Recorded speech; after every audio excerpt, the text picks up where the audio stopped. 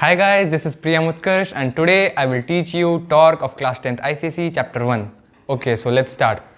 So, torque को हम लोग moment of force के नाम से भी जानते हैं. It is also known as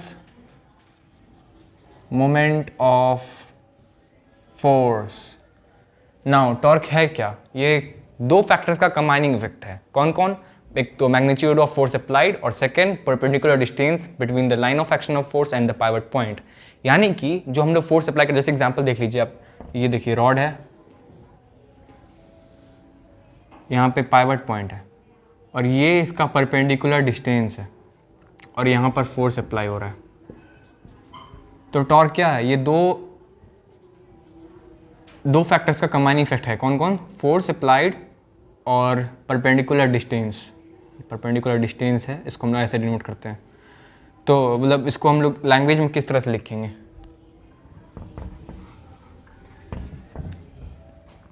language में ऐसे लिखेंगे, it is the combining effect of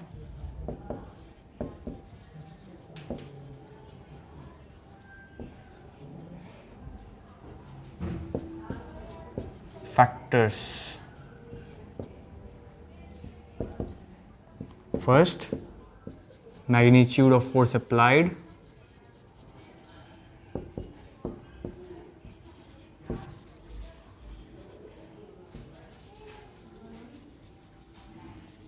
or second,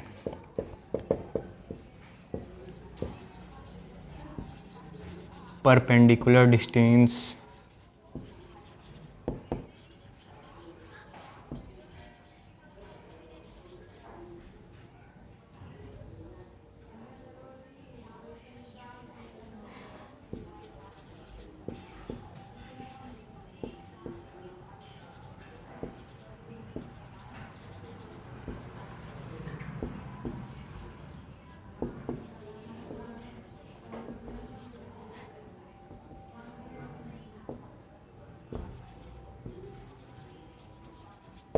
तो ये मैग्नीट्यूड ऑफ फोर्स अप्लाइड और perpendicular distance between the pivot and the line of action of force का कंबाइनिंग इफेक्ट को ही हम लोग टॉर्क कहते हैं.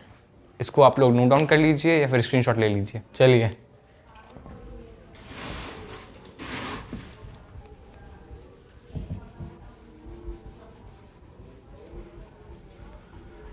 अब हम लोग टॉर्क के फॉर्मूला पे आ जाते हैं. तो टॉर्क का फॉर्मूला होता है, आप लोग जानते हैं ना, ये टॉर्क का सिंबल है. इसको मतलब हम लोग टॉर्क को सिंबल में ऐसे लिखते हैं, टी जैसा होता है ऐसे. सो इसको हम लोग टाउ बोलते हैं. यहाँ पे लिख लीजिए टाउ. तो टॉर्क यानी tau equals to force multiplied by perpendicular distance F into D. ठीक है, अब इसका एसआई यूनिट क्या है वो देख लेते हैं.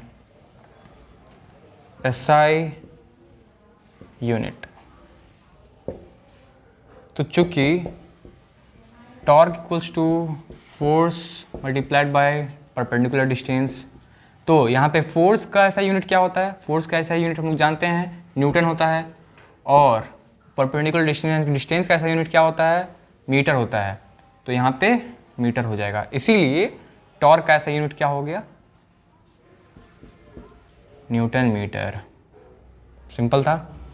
चलिए, अब हम लोग आपको बता देता हूँ कि मैं आपको बता देता हूँ कि ये टॉर्क में हम लोग न्यूटन मीटर लिखते हैं, बट जो वर्क और एनर्जी पढ़ते हैं उसमें हम लोग उसको जूल बोलते हैं, ना कि न्यूटन मीटर बोलते हैं. बिकॉज वो सब क्या है? वो सब स्केलर क्वांटिटी है और ये टॉर्क क्या है? ये वेक्टर क्वांटिटी है. इसीलिए यहाँ पर हम लोग न्यूटन मीटर का इस्तेमाल करते हैं. टॉर्क यहाँ पर हम लोग जूल का इस्तेमाल नहीं करते हैं, बट जूल का इस्तेमाल करते हैं वर्क और एनर्जी में. Okay fine. नाउ हम लोग आते हैं आगे सीजीएस की तरफ. सीजीएस यूनिट में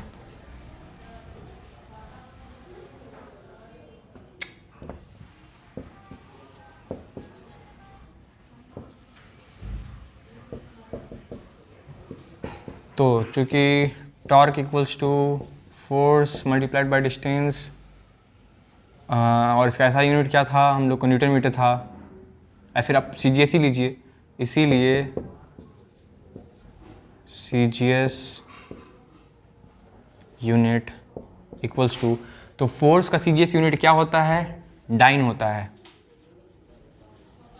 और परपेंडिकुलर डिस्टेंस का SI CGS यूनिट क्या होता है? वो होता है सेंटीमीटर। ठीक है, ठीक है। ओह सॉरी, यहाँ पर C होगा, सॉरी गलती से G हो गया। तो इसको हम लोग कैसे लिखेंगे? डाइन सेंटीमीटर, यहाँ पे डॉट। ठीक है। नाउ जो कुछ बेसिक चीज़ है हम लोग जान लेते हैं।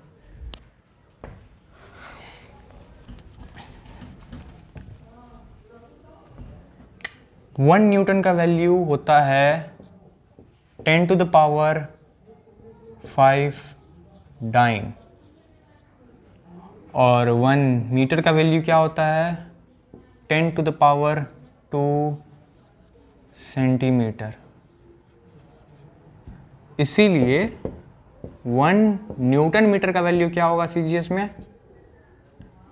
10⁵ dyne multiplied by 10⁵ centimetre equals to 10⁵, ये 5 और प्लस 2 हो जाएगा तो 7 हो गया, डाइन सेंटीमीटर। ओके, चलिए इसको आप लोग नोट डाउन कर लीजिए या फिर स्क्रीनशॉट ले लीजिए। तो चलिए अब हम लोग चलते हैं साइन कन्वेंशन ऑफ टॉर्क की तरफ। तो यहाँ पे हम लोग देखते हैं कि दो तरह का मूवमेंट होता है टॉर्क में, एक क्लॉकवाइज मूवमेंट होता है और एक एंटी क्लॉकवाइज मूवमेंट होता है। तो यहाँ पर हम लोग साइन कन्वेंशन ऑफ टॉर्क जान रहे हैं, तो इसमें हम लोग जानेंगे कि किस मोमेंट में कौन सा साइन लगेगा। जैसे एंटी क्लॉकवाइज मूवमेंट है तो उसमें कौन सा साइन होगा, और क्लॉकवाइज मूवमेंट है तो उसमें कौन सा साइन होगा। तो यहाँ पे देख लेते हैं एंटी क्लॉकवाइज मूवमेंट का। फॉर एंटी क्लॉकवाइज मूवमेंट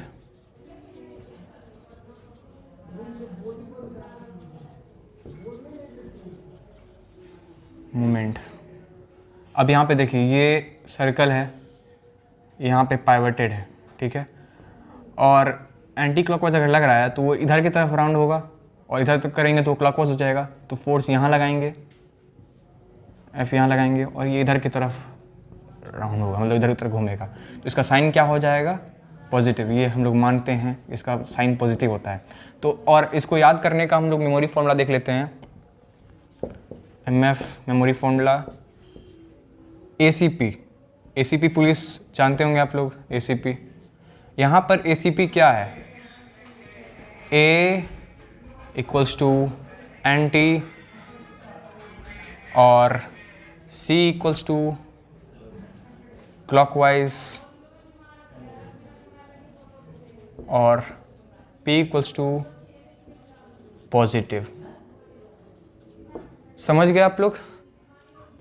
तो हम लोग एंटी क्लॉकवाइज मूवमेंट जान लिए, तो उसका हम लोग साइन भी समझ गए, उसका साइन पॉजिटिव होता है। अब हम लोग जानेंगे क्लॉकवाइज मूवमेंट का।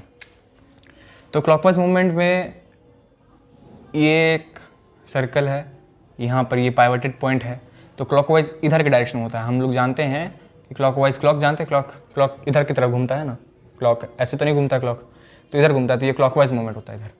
तो फोर्स हम लोग यहाँ लगाएंगे F इक्वल्स टू हियर, और वो डायरेक्शन किधर जाएगा? इधर की तरफ, ठीक है।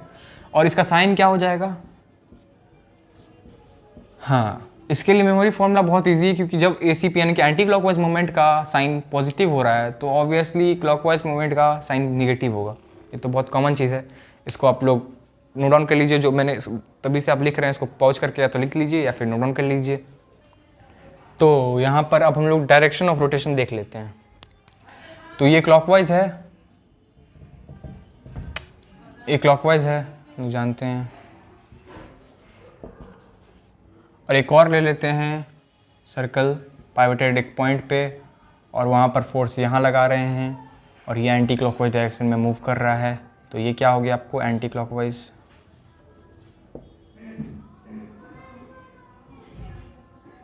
या फिर ऐसे इतना लिखने से अच्छा है कि हम लोग सीधा क्लॉकवाइज मूवमेंट और ACM लिख देते हैं। ACM मतलब एंटी क्लॉकवाइज मूवमेंट, ठीक है। अब देखिए, अब हम लोग स्क्रू का एक मतलब वो मेमोरी फॉर्मूला से याद करेंगे। इसको याद रखने का तरीका है सिंपल सा कि इसका डायरेक्शन किधर की तरफ होगा। स्क्रू अब देख रहे हैं, ये स्क्रू है, ठीक है। और इसमें जो है स्क्रू ड्राइवर से हम लोग इसको फिक्स करते हैं, मतलब स्क्रू ड्राइवर से हम लोग यूज़ करके, मान लीजिए स्क्रू ड्राइवर है, उतना अच्छा डायग्राम नहीं बना, तो ये आपका स्क्रू हो गया। यहाँ पर इसको ऐसे घुमाएंगे तो अच्छा, इसको आपको नहीं समझ में आएगा, ये आपको फ्रंट व्यू आपको दिखाता हूँ। मान लीजिए यही स्क्रू है, ठीक है, इस पर हम लोग लगा करके इसको ऐसे घुमाते हैं स्क्रू को, मतलब जो स्क्रू ड्राइवर है उसको हम लोग ऐसे घुमाते हैं, यानी कि क्लॉकवाइज घुमाते हैं। तो वो स्क्रू क्या होता है, वो स्क्रू अंदर की तरफ जाता है ना, बंद होता है। स्क्रू को अंदर सेट करने के लिए हम लोग ऐसे घुमाते हैं, तो वो उसका डायरेक्शन किधर हो गया, तो क्लॉकवाइज मूवमेंट का डायरेक्शन किधर हो गया, इनवर्ड्स की तरफ। फाइन। अब यही मान लीजिए स्क्रू का फर्स्ट मतलब अपर व्यू है, इसको हम लोग ऐसे एंटी क्लॉकवाइज तरह से स्क्रू ड्राइवर घुमा रहे हैं, तो वो क्या होता है, ढीला होता है, बाहर की तरफ निकलता है। इसीलिए इसका डायरेक्शन किधर होता है, आउटवर्ड की तरफ होता है। इसीलिए एसीएम का डायरेक्शन किधर हो जाएगा, आउटवर्ड की तरफ। समझ गए? चलिए इसको आप लोग नोट डाउन कर लीजिए या फिर स्क्रीनशॉट ले लीजिए। हाँ, तो अब हम आते हैं, the direction of rotation of a body can be change by two factors, यानी कि जो डायरेक्शन होता है बॉडी का, वो क्लॉकवाइज मूवमेंट या एंटी क्लॉकवाइज मूवमेंट होता है, वो दो फैक्टर्स पे चेंज होता है। पहला क्या है,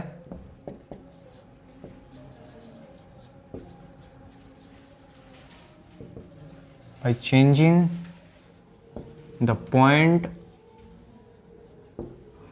of application of force.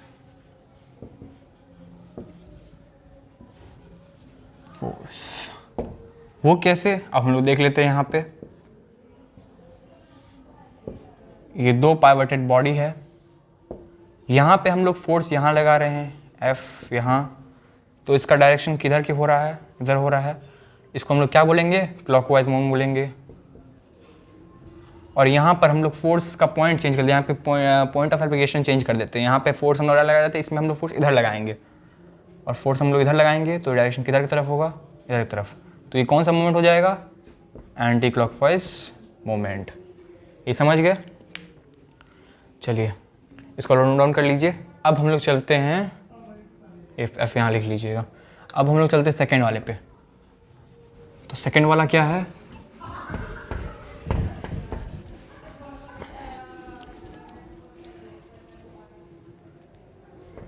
Second वाला है बाय चेंजिंग